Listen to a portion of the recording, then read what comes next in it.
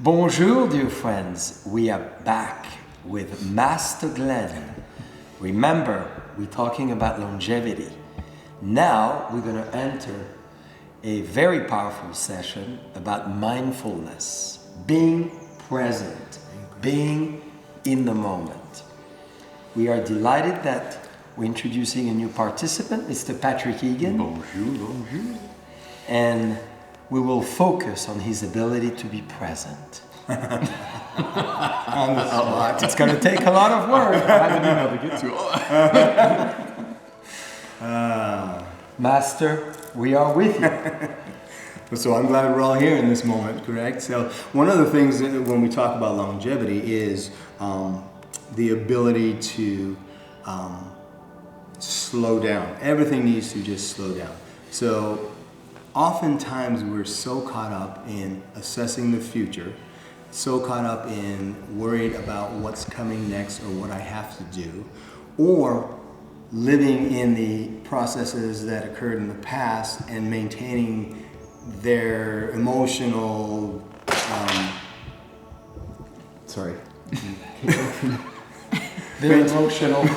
maintaining their emotional influences that they have on you.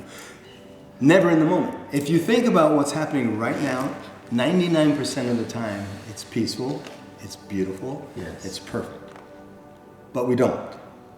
Too much we're worried. And this worrying tends to cause us to keep our cellular function and everything just energized. Your cells are going like this in your body and they don't even have to be. We're worrying so much about something that might happen, that it just takes a toll on our system. So the tool of mindfulness and being present is the ability to bring your thoughts back to yourself in this moment, in what you're doing. And part of that is knowing every movement. So I watch my hands as I go like this. Yes. I know when I'm breathing in and I know when I'm breathing out. I know that the tree behind Dylan is beautiful. I know that this moment and this energy is perfect. So I'm bringing my senses to the now. And by bringing your senses to the now, you bring all of us to your senses. Mm. And I hope, dear friends, you're feeling the energy that Glen is bringing to all of us to bring us in the moment and within the moment together. And he's bringing a circle of energy. I'm having goosebumps, as you can see, that I feel it. I feel his tattoos are as well attracting us within his soul. So we see the moment, noticing that in the middle of your conversation. As he's speaking, he is aware of everything, yes, and brings it to life. That's right. Right now. And Glen, as you go through your day, discussion, conversation, meetings, interactions, how do you succeed to have the power, as you're present with others, to bring yourself back in the moment, as often one can escape outside of the moment? Absolutely. So I think the key that you said was bring yourself back.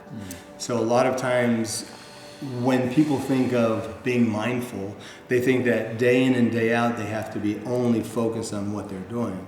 But as we know in life, there's planning, there's lessons. So the lessons of the past, planning of the future, they're very important for us to succeed, to be healthy, to move forward. What we fail to do though is bring that moment that we are in to our consciousness, to our awareness. So now you bring it back through a nice deep breath, a sacred pause. What am I doing this moment and how can I put 100% of my mind into that? Mm-hmm.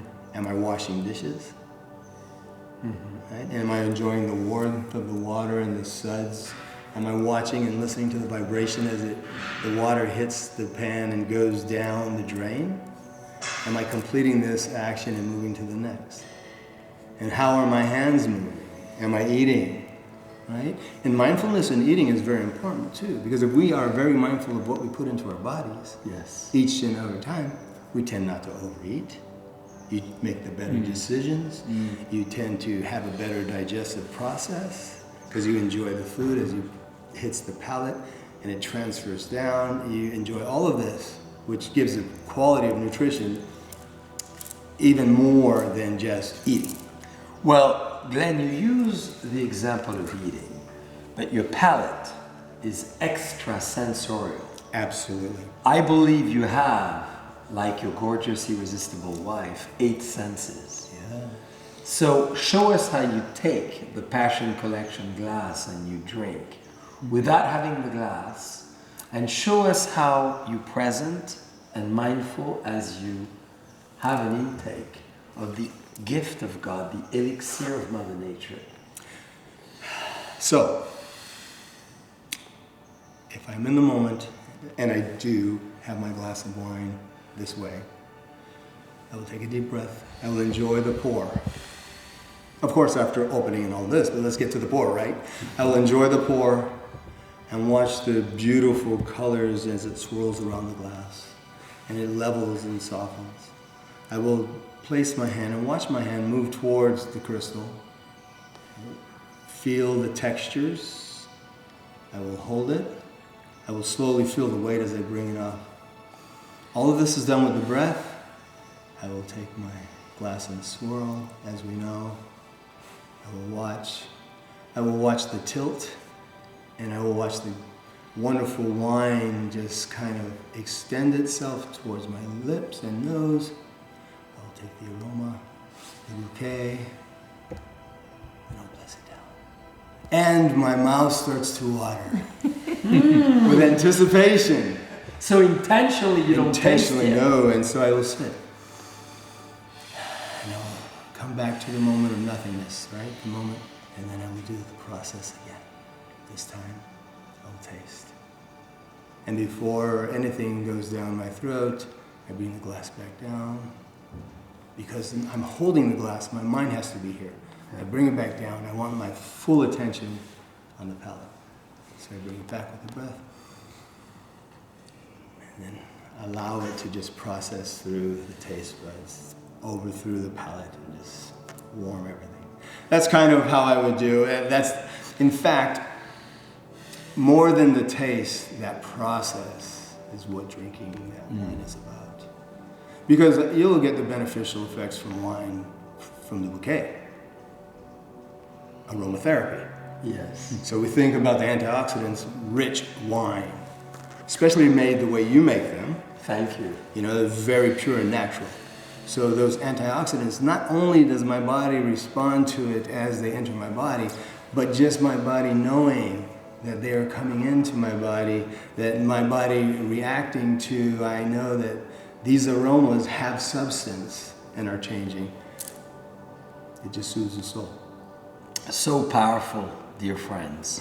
The mindfulness of enjoying a glass of wine, as demonstrated with the invisible glass. Trust me, he has visible glasses as well. But was very exciting. And Glenn, thank you for magnifying the importance of the gesture, the pour, the wine entering the vessels, the movement of looking, inhaling the bouquet without intaking, resting the glass, reflecting into the moment, and then going into it again as then tasting the wines and letting the flow of the wines entering every particles of your body. Yes.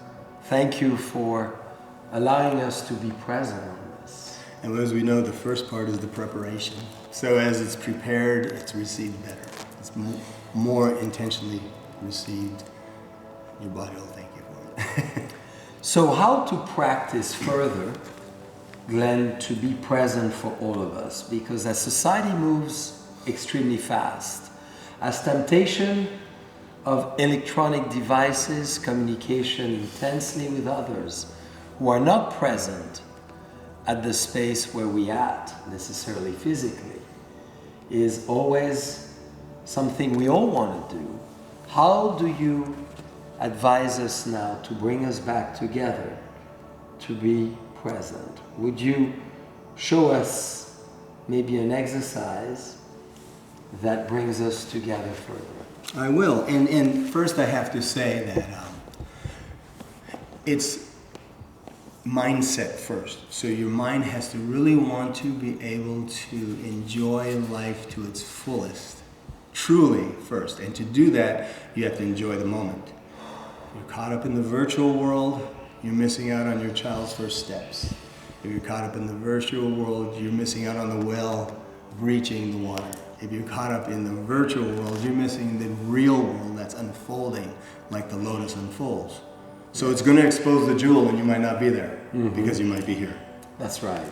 So the way to do this is to practice mindfulness and understand what it is.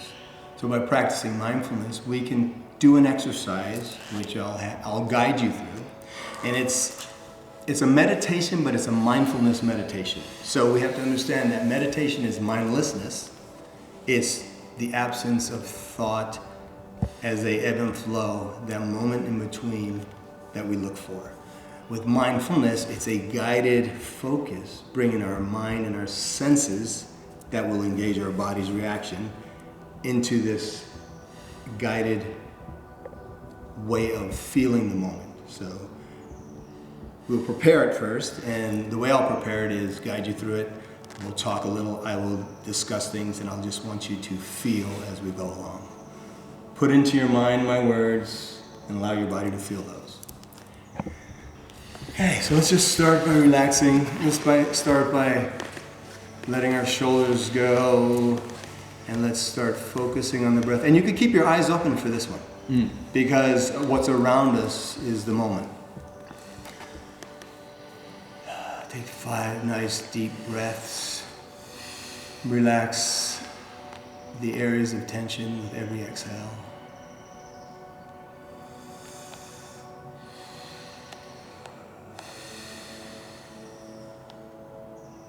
Keep focusing on the breath, and every time you inhale, say, I'm inhaling. And in your mind, when you exhale, say, I'm exhaling. Bring the mind and the body together. I'm inhaling, I'm exhaling.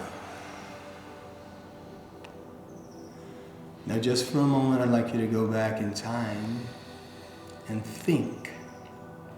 Think about your child's self. Think about the happiest time you were as a child. Think about what you were wearing.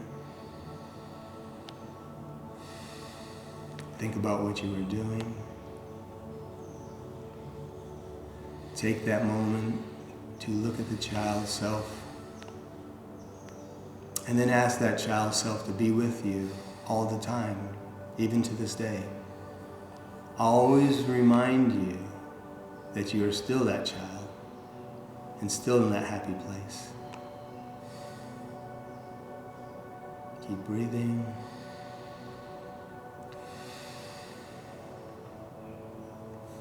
Now, what would you say to that child back then that you know now? Everything is going to be okay. Life is wonderful. You'll be in a beautiful place. And here you are.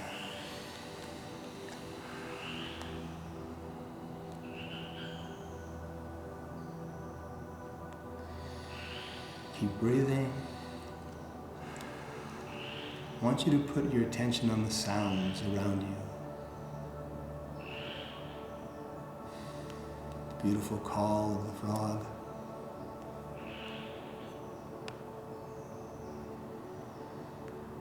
The subtle vibrations around you.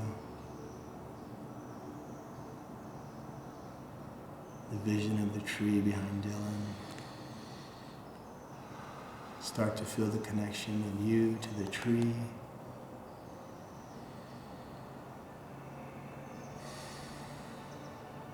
Remember, if we sense it, it's vibrating within us. I sense it.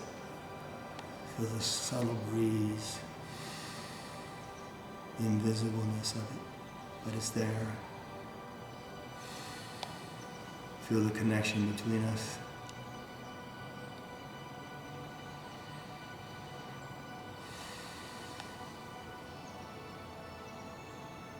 Take a moment, just feel the silence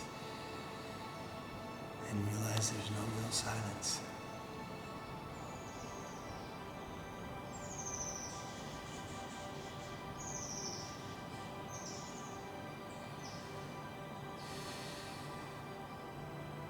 yourself back to your breath. Enjoy the breath. And let go. And I wish we could do that forever. And nothing will get done. But so it brings ourselves to our center and outward and realize that there's nothing around us that's not part of us, right? So the vibration of the tree, the beautiful birds, the beautiful frog, whatever they are, these beautiful sounds and the creatures, and we're part of that. My discussion is part of that. They're hearing me, I'm hearing them, right? I'm watching Dylan's foot move, right? All of these things that are spontaneously happening around us is the moment. Right? It's not about tonight, tomorrow. It's not about yesterday. It's like, this is beautiful. Right? This is powerful because it interconnects us spiritually, right? With no name, vibrationally, to everything in this total web that has no weaver. Right? It's just we're connected. I pull this way, it comes this way. I listen here. The frog hears me.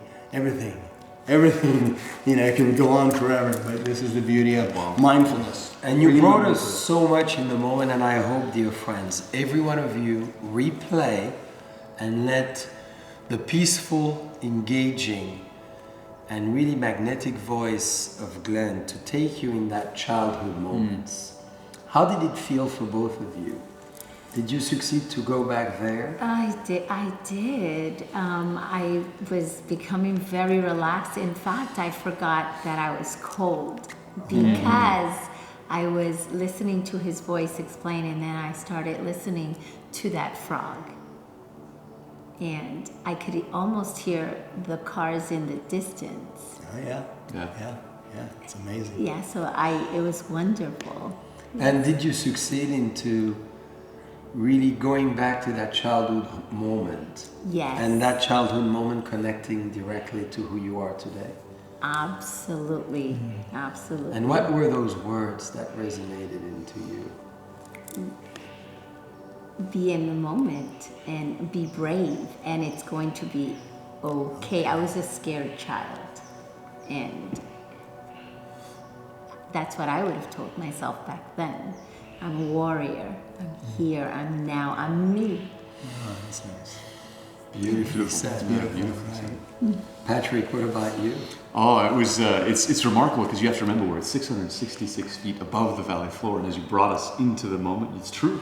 I heard cars that I know were 2 miles away, 3 miles away, 4 miles away, down the hill that I've never heard. I mean, how many times I've never heard the cars below the hill. Suddenly, you brought us into a moment where all of life felt a bit connected.